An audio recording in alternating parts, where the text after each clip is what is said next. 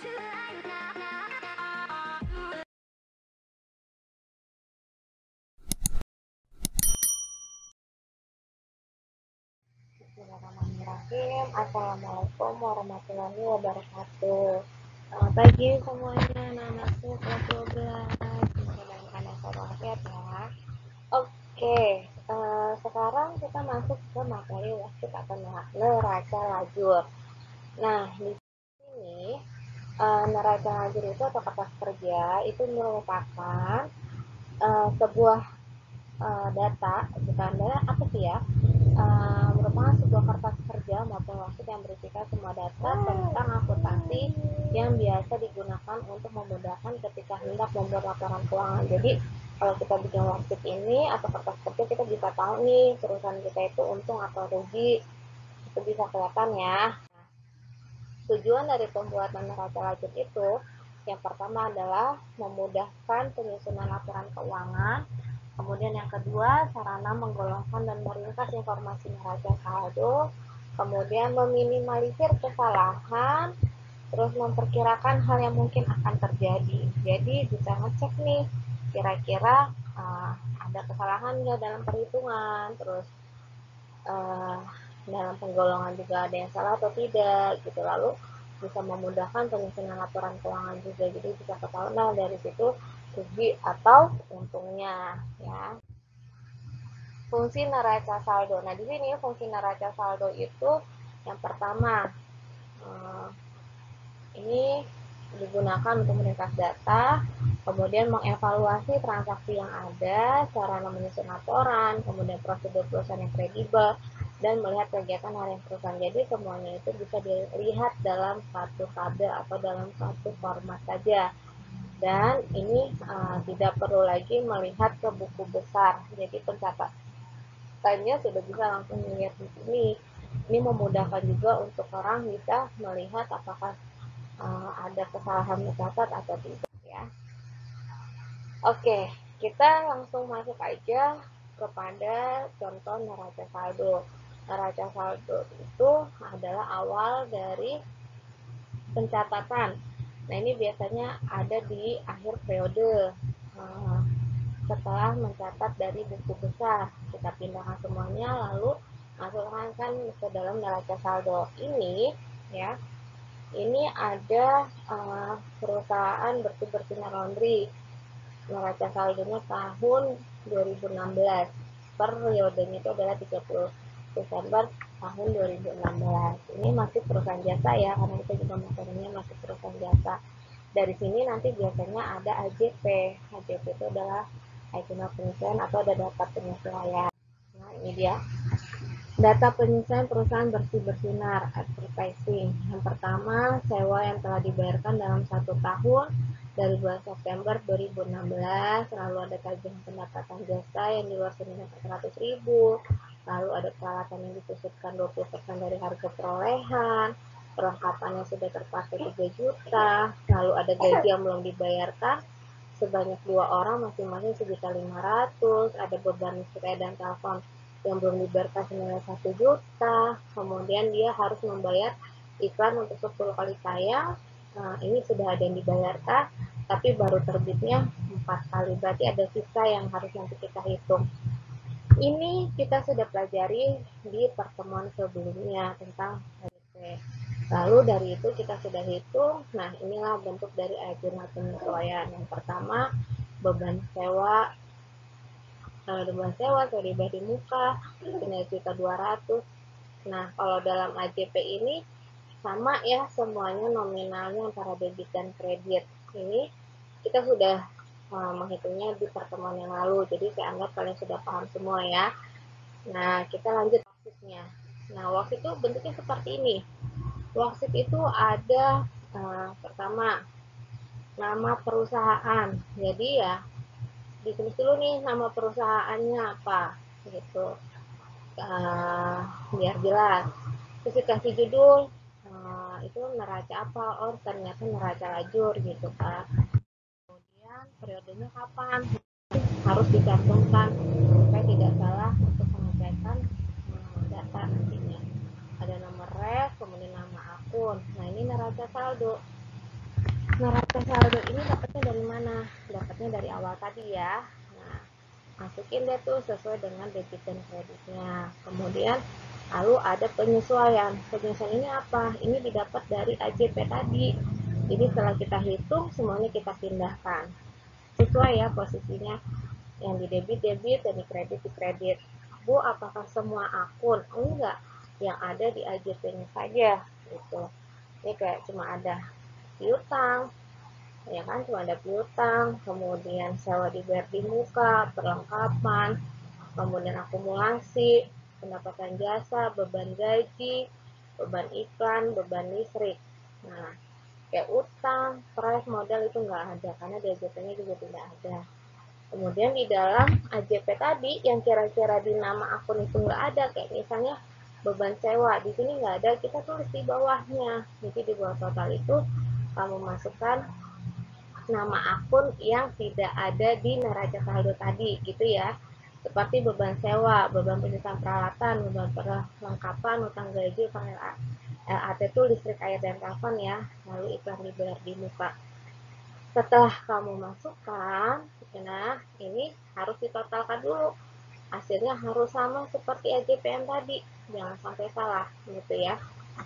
Nah, kalau sudah dimasukkan seperti ini, kita tinggal di sini adalah tinggal menjumlahkan. Di dalam neraca saldo yang disesuaikan ini kita tinggal menjumlahkan atau mengurangkan. Gimana sih caranya? Yuk, caranya adalah seperti ini.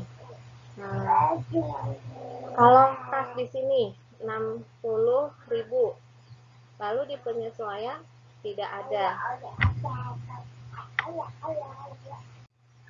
Nah, ini untuk kas, misalnya di neraca saldo ada 60 juta.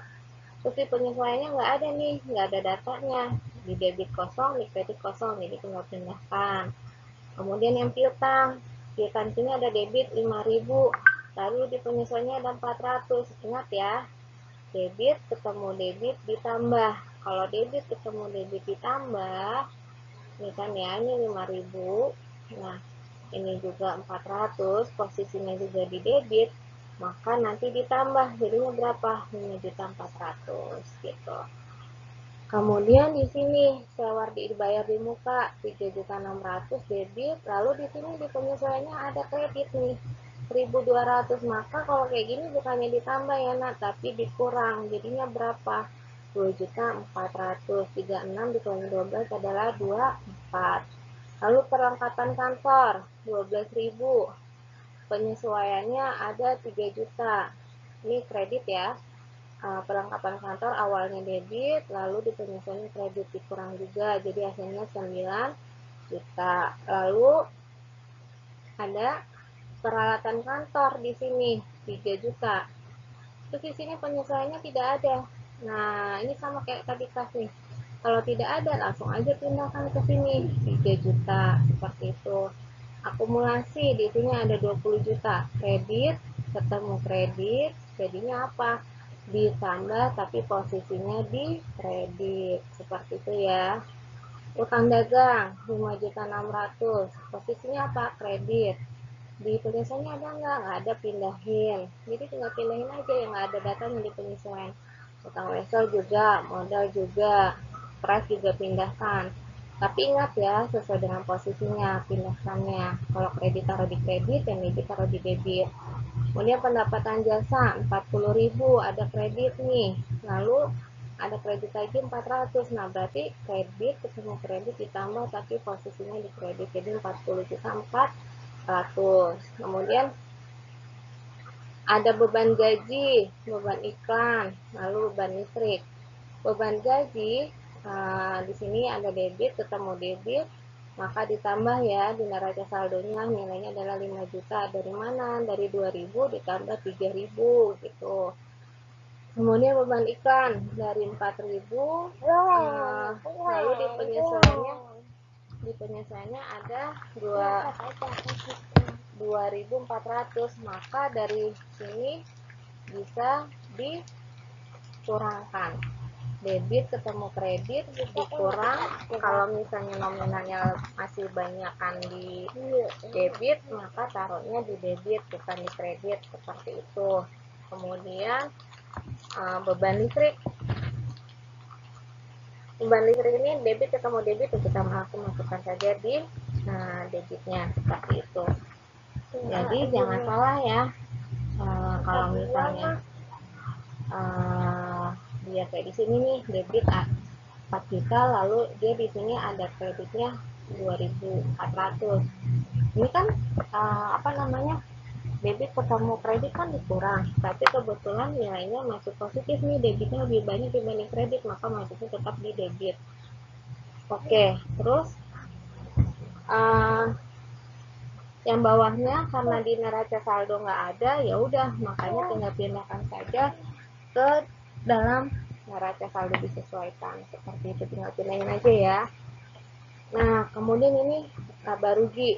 Laba rugi itu hanya mencatat untuk akun yang bernomorkan 4 dan 5.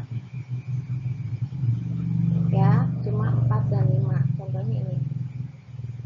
4 dan 5. Bu, ini beban-beban mana? Oh, beban ini semuanya masuknya di angka 5. Ya. Bebannya 5 semua. Mungkin bisa 515 gitu ya.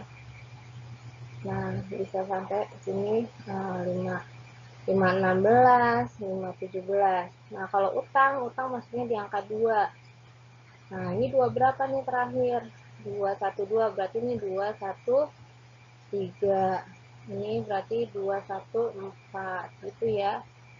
Nah, iklan DDM itu maksudnya apa? Oh, dia harta. Berarti harta itu terakhir mana? 1 nih. 123, berarti ini adalah nomornya 1, 2, 4. Nah, seperti itu ya. Jadi, di laba rugi ini cuma memasukkan akun yang bernomorkan depannya 4 dan 5. Atau biasanya saya suka nulisnya adalah hanya pendapatan dan beban saja. Seperti itu ya, Nak. Oke. Nah, ini dilihat nih. Pendapatan dan beban saja. Ini kan 40.400 itu pendapatan jasa, kemudian beban gajinya 5.000. Kayak gitu. Ini mindahin aja. Mindahinnya dari mana? Mindahinnya itu dari sini, ya kan? Nah, pindahin deh dari kolom neraca saldo yang disesuaikan. Pindahin semuanya, posisinya harus dipaskan. Kayak gitu ya. Jadi posisinya itu harus disesuaikan. Kalau debit ketemu debit, kalau kredit ketemu kredit. Contoh, misalnya nih, ini 4.400 dari mana? Oh, ini dari sini. Ini dari sini. Nah, ini dari sini. Kemudian ini dari mana? Dari sini. Nah, ini juga dari sini. Tuh, ya. Pindahin. Gitu. Kok ini utang enggak? Ya, utang enggak masuk dalam pendapatan dan beban. Maka nanti itu masuknya ke sini. Nah, kalau udah kalian masukkan semua pendapatan dan beban, itu tinggal kamu hitung nih di bawahnya, debit dan kreditnya. Kok nggak sama, Bu? Iya, memang nggak sama, kayak gitu. Nanti kita akan mencari selisihnya dan nilai selisihnya itu akan sama. Kemudian kalau neraca itu untuk nomor berapa aja? Nomor yang 1, nomor 2, dan nomor 3. Jadi selain pendapatan dan beban, seperti itu ya untuk yang neraca. Jadi nomor yang depannya ada angka 1, 2, dan 3. Paham ya, Nak ya? Berarti selain dari yang mana? Selain dari yang pendapatan dan beban ini. Seperti itu. Jadi masukin apa aja? Ada kas, ada piutang, ada macam-macam. Nah, ini 6.000 dari sini. Tuh. 5.400 dari sini. Ini juga dari sini. Itu mohon maaf ya. Nah, dari sini. Belok-belok. Nah, itu gitu ya. Ini tinggal pindahin aja. Ntar kalau udah pindahin semuanya, lalu kamu totalkan, debit semuanya totalkan sampai sini, kemudian kreditnya juga kamu totalkan sampai sini, ya. Kalau udah ditotalkan ini semuanya, kamu pasti nih angkanya beda semua. Nah, kalau beda kayak gini gimana? Yuk kita cari selisihnya. Cari selisihnya dari mana? Jumlah yang kredit ini kan lebih besar ya nak dibandingkan yang debit. Berarti kredit nominalnya dikurangi sama si debit ini. Selisihnya taruh di depan sini. Sorry, taruh di bawahnya. Taruh di bawah yang nominalnya paling sedikit. Yang neraca juga sama kayak gitu. Debitnya 85.200 dikurangi 60.200. Yang besar dikurangin yang kecil, jadinya berapa selisihnya, masukkan ke nominal yang kecil, di bawah nominal yang kecil. Nanti kalau sudah seperti ini ya, tinggal tambahin lagi nih yang kecil, ketemu selisih tadi, ditotalkan hasilnya dalam 40.400. Ini tinggal turunkan aja ke bawah. Nah, kalau udah diturunkan, hasilnya pasti sama, balance kayak gini ya. Kemudian ini juga ya, yang neraca juga nih, setelah yang nominal kecil ini, hasil jumlah debit kredit lalu yang nominal kecil ditambah sama selisih, hasilnya juga sama kayak gini. Nah, kalau udah sama gini berarti pengerjaan kalian benar gitu ya. Kalau udah benar, ini bisa tahu dari mana perusahaan ini untung atau rugi. Oh, ternyata kita ngelihatnya bukan pada laporan laba rugi ya, nah, tapi pada neraca. Ini lihatnya di neraca, kalau debitnya lebih besar dibandingkan kredit, berarti perusahaan ini mengalami apa? Keuntungan atau dia mengalami laba, seperti itu. Labanya berapa? Ya, labanya itu senominal ini, senominal 25.000. Oke, sampai sini paham ya? Oke, nanti saya akan jelaskan lagi deh untuk perusahaan yang kira-kira mengalami kerugian. Oke, cukup ya sampai di sini. Semoga bermanfaat. Kalau misalnya masih ada yang belum paham, bisa kalian putar lagi videonya atau bisa hubungi saya. Kita juga bisa komentar tentang materi ini. Kalian juga bisa lihat di buku ya. Materi ini ada di buku juga. Oke. Saya rasa cukup ya sampai di sini. Saya ucapkan terima kasih, semoga ilmunya bisa bermanfaat untuk kalian. Wassalamualaikum warahmatullahi wabarakatuh. Oke, terima kasih ya semuanya. Dah.